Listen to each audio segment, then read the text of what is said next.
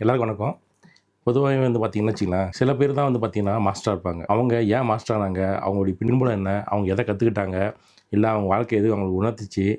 இதெல்லாம் வச்சு பார்த்தீங்கன்னா, ஒவ்வொருத்தரும் ஒவ்வொரு வகையில ஒரு மாஸ்டரா இருப்பாங்க. நான் இன்னைக்கு பேச போறது பார்த்தீங்கன்னா, ரொம்ப முக்கியமான ஒரு ஸ்க்ரீன் ரைட்டர், டைரக்டர். அவர பத்தி தான் நான் பேச போறேன். எனக்கு அவர அறிமுகப்படுத்தின நண்பர்களுக்கு நன்றி.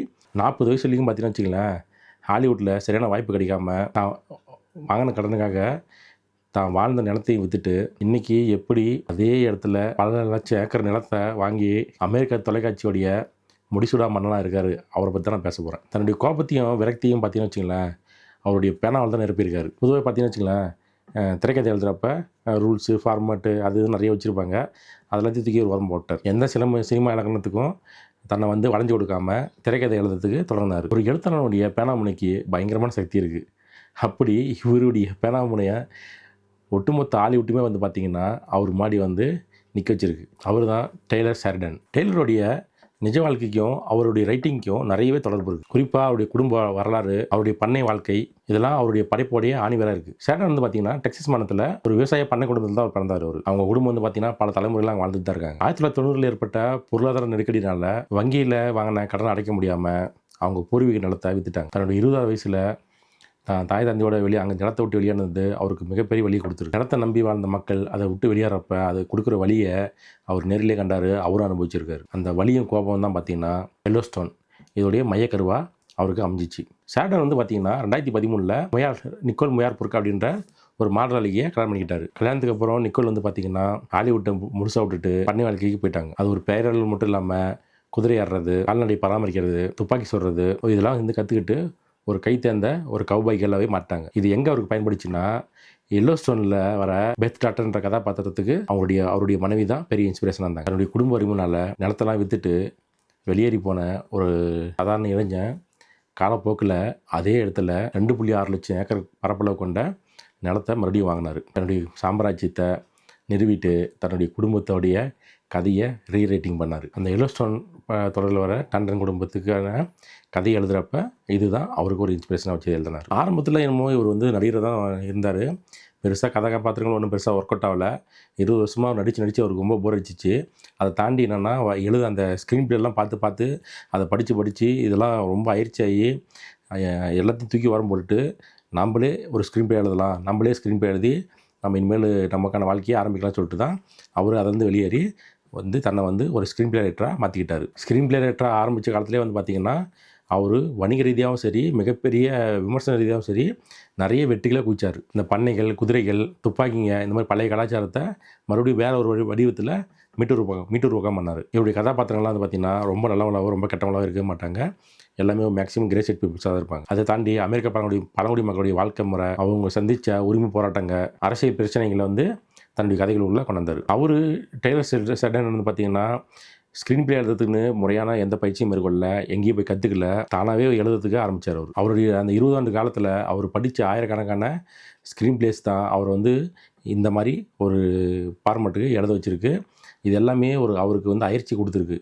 அவர் படித்த எல்லா ஸ்க்ரீன் பிளேவும் பார்த்திங்கன்னா ரொம்ப அயற்சி அதை சொன்னேன் இல்லையா, அயற்சி கொடுத்து தான் அவர் ஒரு ஸ்க்ரீன் பிளே ரைட்டராக அவர் மாற்றிருக்கு. ஃபஸ்ட்டு அவர் ஸ்க்ரீன் பிளே எழுதுறதுக்கு முன்னாடி பார்த்திங்கன்னா ஒரு திரைக்கதை வடிவம் எப்படி இருக்குன்றதுக்கு ஒரு தனித்துவமான ஒரு முறையை பார்த்திங்கன்னா கையாண்டார். அவர் தனக்கு பிடிச்சமான படங்களுடைய திரைக்கதையை தேடி படித்தார். ஒரு காட்சி எப்படி தொடங்குது, ஒரு வசனம் எப்படி அமைச்சிருக்காங்க, ஒரு கதையாவது திருப்பம் எந்த இடத்துல வருது, இதெல்லாம் படித்து ஒரு திரைக்கதையோட கட்டமைப்பை சுயமாக புரிஞ்சுக்க ஆரம்பித்தார். பெரும்பாலான ரைட்டர்ஸ் பார்த்தீங்கன்னு வச்சுங்களேன், அந்த 3 ஆக்ட் ஸ்ட்ரக்சர்லாம் எழுதுவாங்க. ஆனால் அது அவர் டோட்டலாகவே பார்த்தீங்கன்னா அவாய்ட் பண்ணிட்டார். அவர் கதையை விட கதாபாத்திரங்களுக்கு ரொம்ப ரொம்ப முக்கியத்துவம் கொடுத்தார். இந்த கதாபாத்திரம் எந்த சூழ்நிலையில் எப்படி நடந்துக்கும் அப்படின்ற அந்த ஒற்றை கேள்வியை மட்டும் வச்சுட்டு அவர் அதை சுற்றி ஸ்க்ரீன் பிளே பண்ண ஆரம்பித்தார். தன்னுடைய 40 வயசில் எந்த முன் அனுபவமும் இல்லாமல் சிக்கேரியாவுடைய திரைக்கதையை எழுதி முடித்தார். அதுதான் அவரை ஹாலிவுட்டோடைய உச்சத்தை கொண்டு போச்சு. நான் அந்த படம் பார்த்துருக்கேன், ஆனால் இவரு தான் அவருக்கு ஸ்க்ரீன் பிளேன்னு எனக்கு தெரியாது. அது ஒரு பெரிய மாஸ்டர் பீஸ். டெய்லர் ஷெரிடனுடைய திரைக்கதை பார்த்தீங்கன்னு வச்சுங்களேன், பெரும்பாலும் அமெரிக்காவுடைய 2 பக்கத்தையும் நவீன கால எல்லைப்புற வாழ்க்கையையும் அதை மையமாக வச்சு தான் இருக்கும். தன்னுடைய பெரும்பாலான நேர்காணலில் என்ன சொல்லியிருக்காருன்னா, ரைட்டிங் ப்ராசஸ் பற்றி நான் எந்த விதமான முன்வரைவுகளையும் பயன்படுத்துறது கிடையாது. என்னுடைய கதாபாத்திரங்களை ஒரு சிக்கலான சூழ்நிலையை விட்டுட்டு அதில் அவங்க எப்படி வெளியே வராங்க அதை பற்றி மட்டும் தான் எழுதுவேன்றார். சிக்கேரியா 2015 அந்த படம் அமெரிக்கா மெக்சிகோ எல்லையில் போதைப்பொருள் கடத்துறது, அதை கட்டுப்படுத்துறதுக்கு அமெரிக்க அரசாங்கம் கையாளுற சட்டவிரோத வன்முறைகளை பற்றின படம் அது. ஷெரிடன் அந்த டைமில் தான் பார்த்தீங்கன்னா தன்னுடைய தோல்வி சந்திச்சு கொண்டிருந்த ஒரு நடிகராக இருந்தார் அவர். அப்போ தான் மெக்சிகோடைய சிவுடாட்டில் நடக்கக்கூடிய அந்த வன்முறைகளை பற்றி செய்தித்தாளில் படித்தார். இந்த உண்மையை படமாக்கணும்னு முடிவு பண்ணார். பொதுவாகவே ஹாலிவுட் படத்தில் வழக்கமாகவே வந்து ஒரு ஹீரோ இருப்பார். அவர் தான் வந்து எல்லாத்தையும் சரி பண்ணுவார். ஆனால் நிஜ வாழ்க்கையில் அப்படி நடக்கிறது கிடையாது இல்லையா? அதனால் ஸ்க்ரீன் பிளேயில் கதாநாயகிக்கு அவங்களுக்கு எந்த அதிகாரமும் இல்லாத இருக்கிற மாதிரியும் நடக்கிற வன்முறைலாம் வெறும் பார்வையாளனா போல வேடிக்கை பார்க்கக்கூடிய ஒரு கதாபாத்திரம் மாதிரி தான் வடிவமைச்சிருப்பார். ஹில் ஹாரா வாட்டர் வங்கியில் வாங்கின கடனால் தான் நிலத்தை இழக்கக்கூடிய சூழ்நிலை இருக்கிற 2 சகோதரர்கள் அதே வங்கியோடைய பிரான்ச்சஸை கொள்ளக்கூடிய ஒரு கதை. இதை எப்படி எழுதினார் கேட்டிங்கன்னா, ஷேடனுடைய உறவினர் ஒருத்தர் டெக்சாஸ் மாநிலத்தில் இதே போல் வங்கினால் பாதிக்கப்பட்டு தான் நிலத்தை வந்து இழக்கக்கூடிய சூழ்நிலைக்கு வந்துட்டார். அந்த கோபம் தான் அவர் வந்து இந்த திரைக்கதையை எழுத வச்சது. ரொம்ப ஷார்ட் டைம் தான் எழுதியிருக்காரு. ஒரு நேர்காணலில் ஷேடனை பற்றி சொல்கிறப்ப, நான் இது ஒரு ஐஸ்ட் படமெல்லாம் எழுதலைங்க, வங்கிகள் என்ற பெயரில் நடக்கக்கூடிய பகல் கொலையை பற்றியும் நவீனமயமாக்கலால் அழிஞ்சு போன பழைய அமெரிக்க வாழ்க்கைக்குமான அந்த இடைவெளி தான் எழுதினார். அடுத்து விண்ட் ரிவர், ஒரு பனிமுடிய அமெரிக்கன் பழங்குடி ரிசர்வேஷன் ஏரியாவில் ஒரு பழங்குடி பெண் வந்து பார்த்தீங்கன்னா பாலியல் வன்கொடுமை செய்யப்பட்டு கொல்லப்படுறாங்க. அந்த வழக்கை வந்து பார்த்தீங்கன்னா ஒரு வேட்டைக்காரனும் ஒரு இளம் எப்பி அதிகாரியும் விசாரிக்க வராங்க. இது எப்படி எழுதுனாருன்னு கேட்டிங்கன்னா, அமெரிக்காவில் காணாமல் போகக்கூடிய இல்லை கொல்லப்படக்கூடிய பழங்குடி பெண்களுடைய எண்ணிக்கையை அரசு பதிவேட்டில் ஏற்றப்படுறதே இல்லைன்ற உண்மையை சொல்கிறதுக்காக தான் இந்த தொடரையே அவர் எடுத்தார். அவர் ஒரு நேரம் என்ன சொல்லியிருக்காருன்னா, இந்த திரைக்கதை எழுதுன முடிச்ச பிறகு இதை நானே டைரக்ட் பண்ண முடிவு பண்ணிட்டேன். ஏன்னா என்னுடைய பழங்குடி நண்பர்களுடைய வழியை எந்த ஒரு ஆய்வு டைரக்டர் வந்து தவறாக சித்தரிச்சிடக்கூடாது அப்படின்னு அவங்களுக்கு வாக்குறுதி அளிச்சிருந்தேன் அப்படின்னு ஒரு நிகழ்ச்சியாக ஒரு பேட்டியில் சொல்லியிருக்காரு. அது எல்லோஸ்டோன், அமெரிக்காவுடைய மிகப்பெரிய நிலப்பரப்பை கையில் வச்சுட்டு இருக்கக்கூடிய டாண்டன் சமூகத்தினர் வந்து எப்படி அரசியல்வாதிங்க ரியல் எஸ்டேட் கிட்ட இருந்து காப்பாற்றுறாங்க அப்படின்ற கதையை வன்முறை கலந்து சொன்ன ஒரு தொடர். இதை எப்படி எழுதுனான்னு பார்த்தீங்கன்னா, இது ஆரம்பத்தில் ஒரு படமாக தான் எழுதினார். ஆனால் கதை ரொம்ப பெருசாக போனதுனால இதை வந்து தொடர மாற்றிட்டார். நேர்காணல் என்ன சொல்கிறாருன்னா, அமெரிக்கா மட்டும் இல்லை, உலகத்திலே வந்து பார்த்தீங்கன்னா ரைட்டர்ஸ் ரூம்னு ஒன்று இருக்கும். அங்கே தான் டிஸ்கஷன் பண்ணிட்டு இருப்பாங்க.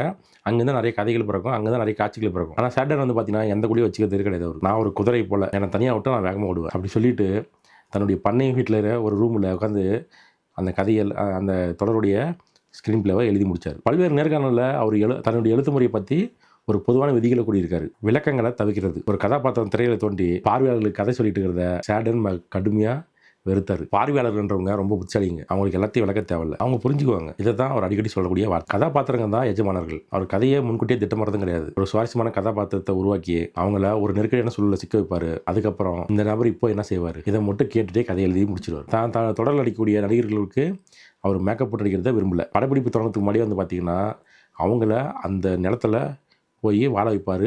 அங்கே மக்களாக இருக்க வைப்பார். கௌபாய் கதைன்னு வச்சுங்களேன், இப்போ குதிரை ஏற்றம் பண்ணுறது, அந்த கயிறு வீச கற்றுக்கிறது, ஓப்பன் பிளேஸில் சமைச்சு சாப்பிட்றது, இதெல்லாம் தொடர்ந்து பயிற்சி பண்ணிகிட்டே இருக்கிறப்ப அந்த நடிகருடைய உடல் மொழியை மாறிடும்னு சொல்லிட்டு அவர் நம்புறாரு. அதை செஞ்சு காட்டியிருக்காரு.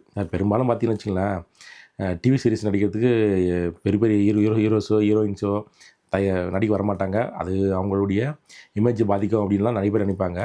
ஆனால் ஹாலிவுட்டில் அப்படி நினச்ச பல ஜாம்பானுங்களை இவர் கூட்டு வந்திருக்காரு. கெவின் காஸ்ட்னர் கூட்டு வந்திருக்காரு. எல்லோஸ்டோன் வந்து பார்த்தீங்கன்னா அவருக்கு பல வருஷம் கழிச்சு மிகப்பெரிய வெற்றி கொடுத்தது இவர் தான் காரணம். ஹாரிசன் போர்டு 1923 ஒரு வெப்தொடரில் 80 வயசில் ஒரு தொலைக்காட்சி தொடர் நடிச்சிருப்பார். ஹேலன் மெர்ரன் 1923 அதில் நடிச்சிருப்பாங்க. சில்வஸ்டர் ஸ்டாலின் டல்சா கிங் ஒரு மாப்பியாடானா தொலைக்காட்சிக்கு கொண்டாந்தார். ஈலா ராய் வாட்டர் வந்து எழுதி முடிக்கிறதுக்கு 3 வாரம் எடுத்துக்கிட்டார். எல்லோஸ்டோனும் பார்த்தீங்கன்னா யாருடைய துணையும் இல்லாமல் சில வாரத்தில் எழுதி முடிச்சிட்டாரு. கணினியில் எழுதுறது ஆள் கிடையாது. அவர் நோட்டு போய் எடுத்து பேனாவில் ஃபுல்லாக எழுதிட்டே இருப்பாராம்மா. அவர் மேக்ஸிமம் நோட்டில் தான் எழுதியிருக்காரு. ஹாலிவுட்டில் மட்டும் இல்லை, உலகளவிலே பார்த்தீங்கன்னா கௌபாய் கலாச்சாரம் வந்து ஒழிஞ்சு போச்சுன்னு சொல்லிட்டு இருந்த காலகட்டத்தில் இனி மக்கள்லாம் பார்க்க மாட்டாங்கன்னு சொல்லி நினச்சிட்டு இருந்தாங்க. ஆனால் அந்த பழைய கௌபாய் வாழ்க்கையை நவீன அரசியலோட வன்முறையோட இணைஞ்சு நியோ வெஸ்டர்ன் அப்படின்னு சொல்லக்கூடிய முறையில் மீண்டும் உயிர்ப்பிச்சார். ஒரு எழுத்தாளன்றவன் தன்னுடைய கதை மீது முழு நம்பிக்கையும் தெளிவும் வச்சிருந்தா மட்டும் போதும், தயாரிப்பு நிறுவனங்கள அவனுடைய விதிமுறைகளுக்கு கீழே கொண்டு வந்துடலாம் அப்படின்னு அவர் சொல்றாரு. பெரும்பாலான திரைக்கதைகள்லாம் செய்யறது பெரிய தப்பு என்னன்னு கேட்டீங்கன்னா, கதையை வசனங்கள் மூலியமா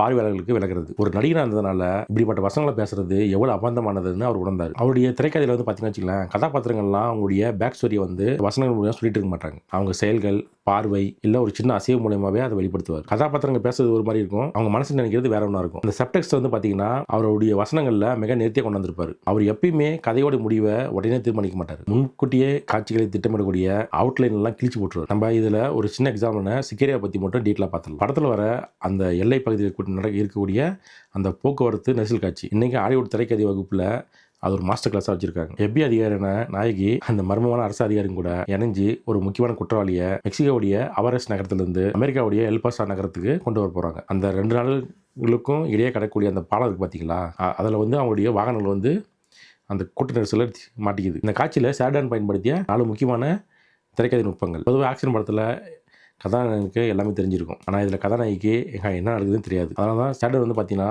இந்த காட்சி மொத்தமும் கதாநாயகியோடைய பார்வையிலேருந்து எழுதியிருப்பார். அவங்களுக்கு ஸ்பானிஷ் மொழி தெரியாது, மெக்சிகோவுடைய எல்லைகளுடைய விதிகள் தெரியாது, நமக்கும் தெரியாது. கதாநாயகியோடைய அதே குழப்பமும் அறியாமையும் பயமும் பார்வையாளர் நமக்கும் கடத்தப்படுது. அந்த காட்சியில் அப்படி தான் வச்சிருப்பாங்க. ஒரு ஆக்ஷன் காட்சினா உடனே துப்பாக்கி சண்டை தொடங்கணும்னு அவசியம் கிடையாது. அதை வந்து இதில் நிரூபிச்சிருப்பார். துப்பாக்கினால பதற்றத்தை உருவாக்குறது பதிலாக அந்த போக்குவரத்து நெரிசல் வச்சு ஒரு பதற்றத்தை உருவாக்குவார். அந்த மெதுவாக நகர காருங்கள், குறைக்கிற நாய், சுட்டரிக்கூடிய வெயில், எதிர்பாராதமாக பக்கத்து காரில் உட்காந்துட்டு இருக்கிற டேட்டு போட்ட மனிதர்கள், இந்த பதற்றமே நம்ம கொஞ்சமாக மெல்ல மெல்ல அதிகரிச்சுட்டே இருக்கும். எப்பயுமே புயலுக்கு முன் அமைதி சொல்லுவாங்கள்ல, அது மாதிரி தான். அந்த வன்முறை நடக்கிறதுக்கு முன்னாடியே வந்து பார்த்திங்கன்னா அந்த அமைதியான சூழ்நிலை தான் நமக்கு ஒரு பெரிய பதற்றத்தை கொடுக்கும். வசனங்களுக்கு பதிலாக காட்சி. பக்கத்து காரில் உட்காந்துருக்கவங்க எதிரிகள் தான்றதை ஷேடர் வந்து பார்த்தீங்கன்னா வசனங்கள் மூலமாக சொல்லியிருக்கவே மாட்டார். அந்த காட்சியிலே கடத்திருப்பார். அவங்க கார்லேருந்து இறங்குறப்ப அவங்க கையில் இருக்கிற அந்த டேட்டுவும் அவங்க ட்ரெஸ்ஸுக்குள்ளே மறைச்சி வச்சிருக்க துப்பாக்கியும் இந்த அவுட்லைன் மட்டும் தான் காமிச்சிருப்பாங்க. அவங்க பார்த்து துப்பாக்கி அப்படின்னு எந்த வசனம் வச்சிருக்க மாட்டாங்க. திரைக்கதையில் சொல்லப்படாத ஒரு விதியை ஷேடர் பயன்படுத்தியிருப்பார். பார்வையாளர் நம்ம வந்து பார்த்தீங்கன்னா திரையை வந்து ரொம்ப உத்து நோக்கணும், நம்ம எல்லாத்தையும் அவங்களுக்கு வாய் விட்டு சொல்லக்கூடாது அப்படின்றது தான் அந்த இடத்துல மென்ஷன் பண்ணியிருப்பார். ஆக்ஷன் மூலிமா கதாபாத்திரத்தினுடைய முரண்பாட்டை விளக்குறது. ஒரு ஆக்ஷன் காட்சின்றது வெறுமனே சண்டை காட்சியை மட்டும் இல்லாமல் கதாபாத்திரங்களுடைய குணாதிசயங்களை விளக்கக்கூடிய ஒன்றா இருக்கணும். அந்த துப்பாக்கி சண்டை ஸ்டார்ட் ஆகிறப்ப கதாநாயகி கேட்டு வந்து பார்த்தீங்கன்னா அமெரிக்காவே FBI விதிகளின்படி கன்னை கீழே போட்டு மிரட்டுவாங்க. ஆனால் அவங்க கூட வந்த அலெஜெண்ட்ரோ எந்த விதியும் பார்க்காம அவங்க ஆப்போசிட் இருக்கிறவங்கள சுட்டு சாவடி. சட்டம் விதிகள் என்ன பேசக்கூடிய அமெரிக்காவுக்கும் எந்த விதிகளும் இல்லாத குற்றவாளிகளுக்கும் அந்த மோரல் கான்ஃப்ளிக்ட் தான் அந்த ஆக்ஷன் காட்சியில் வச்சிருப்பார். ஒரு ஆக்ஷன் காட்சின்றது எத்தனை குண்டு வெடிக்க போகுது, எத்தனை கார் பறக்க போகுதுன்றதெல்லாம் கிடையாது. அந்த ரெண்டு வன்முறைக்கு இடையே இருக்கிற ஒரு அமைதியை எழுத்தாலும் எப்படி எழுத போகிறோம், அதில் தான் உண்மையான பதட்டமே அடங்கியிருக்கு. சிக்காரியாவில் அந்த எல்லை போக்குவரத்து காட்சி தான் வந்து பார்த்தீங்கன்னா இது சிறந்த உதாரணம். ஷேர்டனுடைய கதாபாத்திரங்கள்லாம் எப்படி இருப்பாங்க அப்படின்னு வச்சுங்களேன், தேவையெல்லாம் பேச மாட்டாங்க. அவங்க பேசக்கூடிய ஒவ்வொரு வார்த்தையும் துப்பாக்கி தொட்டா போல ரொம்ப கூர்மையாக இருக்கும். பல்கலைக்கழகத்துக்கு கூட போய் படிக்க முடியாத வாழ்க்கையை கரடமான பக்கங்களில் சந்தித்த சாதாரண மனுஷங்க, கௌபாய் எக்ஸாம்பிள், குற்றவாளிங்க, விவசாயிங்க பேசும் தத்துவம் இருக்குது பார்த்தீங்களா, அதுதான் அவருடைய வசனங்கள் நிறைஞ்சிருக்கும். கதாபாத்திரம் என்ன நினைக்கிறாங்களோ அதை வாய்விட்டு சொல்ல மாட்டாங்க. சிக்காரியாவில் படத்தோட இறுதி காட்சியில் குற்றவாளியான அலெஜெண்ட்ரோ FBI ஆஃபீஸரான கேட்ட மிரட்டுற காட்சி இருக்கு பார்த்தீங்களா, அவன் வந்து அவங்களை கொல்லாமல் ஒரு உண்மையை உணர்த்துவான். நீ சட்டத்தோட ஆட்சி நடக்கக்கூடிய ஏதாவது ஒரு சின்ன ஊருக்கு போயிரு, உன்னால இங்கே உயிர் வாழ முடியாது, நீ ஒரு ஓனாய் கிடையாது, ஆனால் இது ஓனாய்களின் தேசம்னு சொல்லுவார். அலெஜெண்ட்ரா அவளை நேரடியாக உன்னை கொன்னூரெலாம் மிரட்ட மாட்டார். உன்னுடைய நேர்மையும் சட்டமும் இந்த இரண்டு உலகத்துக்கு செட் ஆகாது. அதை வந்து ஒரு மெட்டபர் மூலியமாக கூறி அவளுடைய ஒட்டுமொத்த நம்பிக்கை உடைச்சிருவார். கீழே அறிவாற்றில் ஒரு வசனம் இருக்கும். வங்கியில் கொள்ளடிச்ச போபி கிட்ட காவல் அதிகாரியான மார்க்ஸ் வந்து உனக்கு தான் நல்லா இருக்குல்ல, அப்புறம் கொள்ளடிச்சுன்னு கேட்பாரு. அதுக்கு போபி ஒரு என்ன பதில் சொல்லுவாருன்னா, நான் என் வாழ்க்கை ஃபுல்லாக ஏழையாக இருந்திருக்கேன், வருமன்றது ஒரு நோய் போல, அது என் குடும்பத்தில் தலைமுறை பரவிட்டு தான் இருக்கு, ஆனால் என் மகன்களுக்கு அந்த நோய் வரக்கூடாது, நீ வராது அப்படின்னு சொல்லுவார். ஒரு கொள்ளக்காரனையும் பார்வையாளர்களுக்கு ஒரு பாவமாக பார்க்க வைக்கக்கூடிய சூழ்நிலையை தான் அந்த வசனம் கிரியேட் பண்ணியிருக்கு. இது ஒரு சாதாரண வசனம் மட்டும் கிடையாதுங்க. டெக்சாஸில் நிலத்திழந்த விவசாயிகளுடைய 100 ஆண்டு கால வழியை சொல்லக்கூடிய ஒரு அரசியல் வசனம் தான் அது. எல்லோஸ்டோனில் என்ன சொல்லுவாங்கன்னா, தன்னுடைய நிலத்தை அபகரிக்க முயற்சி பண்ணக்கூடிய கார்பரேட் அதிகாரிகிட்ட டாண்டன் குடும்பத்துடைய தலைவன் ஜான் டாண்டன்ஸ்னு ஒரு வசனம் பேசுவார். வாழ்க்கையில் மாறாத ஒரு விதி இருக்கு, நீ மதிப்பு மிக்க ஒன்றை உருவாக்கினால் யாரோ ஒருத்தன் அதை அவங்ககிட்ட இருந்து பறிக்க முயற்சிப்பான். இது அமெரிக்க பண்பாட்டுடைய ஒரு முரட்டுத்தனமான தத்துவம் தான் சொல்ல முடியும். தான் நிலத்தை காப்பாற்றுறதுக்காக அவர் எந்த எல்லைக்கும் போவார்ன்றது தான் அந்த வசனம் நம்ம உணர்த்தியிருக்கும். பல படங்களில் பல நேரத்தில் வசனங்களின் மூலியமாகவே அந்த பக்கத்தை நிரப்பிடுவாங்க. ஆனால் ஷேர்டன் வந்து பார்த்தீங்கன்னா வசனங்களை வெட்டி எறிஞ்சிட்டு அங்கே மௌனத்தை தான் நிரப்புவார். அவருடைய கதாபாத்திரங்கள் வந்து பேச ஆரம்பிக்கிறப்ப அங்கே வார்த்தைகள் வராது, அவங்களுடைய வாழ்க்கையை தான் வார்த்தைகளாக வெளியே கொட்டும். ஒரு சிறந்த வசனன்றது கதையை சொல்கிறது கிடையாது, கதாபாத்திரத்துடைய ஆன்மாவை நிர்வாணமாக்குவது. அதை தான் டெய்லர் ஷேர்டனுடைய ஸ்க்ரீன் பிளே நம்ம சொல்லி தருது. அவர் ஒரு நிஜ கௌபாயமாக மட்டும் இல்லாமல், ஒரு நடிகனாக மட்டும் இல்லாமல், ஒரு சிறந்த திரைக்கதை ஆசிரியராகவும் இருக்கார். யாருக்கு எங்கே வேணால் எது வேணால் மாறலாம், அது எந்த சூழ்நிலை எப்படி மாறினா யாருக்குமே தெரியாது.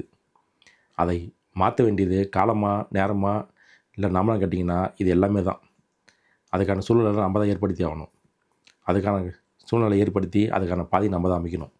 இதை தான் நான் அவர்கிட்ட புரிஞ்சுக்கிட்டேன். ஆகிற படங்களை எனக்கு சொல்லிக் கொடுத்தது என்னென்னா, இந்த மாதிரி ஒரு ஃபார்மேட்டில் கொண்டு வர டைரக்டர்ஸு ஸ்க்ரீன் ரைட்டர்ஸோடைய ஃபார்மேட்ஸை நான் அதிகமாக லைக் பண்ணுவேன். அப்படி தான் இவரை பற்றி எனக்கு முதல்ல தெரியாது. இவருடைய படங்களை பார்த்துருக்கேன், இவருடைய வெப்சீரிஸ் கூட பார்த்துருக்கேன்.